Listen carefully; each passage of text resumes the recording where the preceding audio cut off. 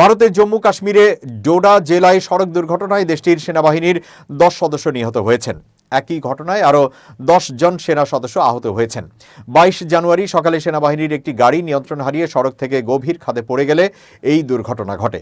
কর্তৃপক্ষ জানিয়েছে, দুর্ঘটনার শিকার যানটি ছিল ক্যাসপির মডেলের একটি বুলেট প্রুফ সেনা গাড়ি। গাড়িটি একটি অভিযানের উদ্দেশ্যে যাচ্ছিল। জম্মু ও কাশ্মীরের লেফটেন্যান্ট গভর্নর মনোজ সিনহা সামাজিক যোগাযোগ মাধ্যম এক্সে দেওয়া এক বার্তায় বলেন, ডোডায় ঘটে যাওয়া এই দুর্ভাগ্যজনক সড়ক দুর্ঘটনায় আমাদের 10 জন সাহসী ভারতীয় সেনা সদস্যের প্রাণহানিতে আমি গভীরভাবে শোকাহত। তাদের অসামান্য সেবা ও সর্বোচ্চ আত্মত্যাগ আমরা সবসময় স্মরণ রাখব। শোকাহত পরিবারগুলোর প্রতি আমরা গভীর সমবেদনা জানাচ্ছি।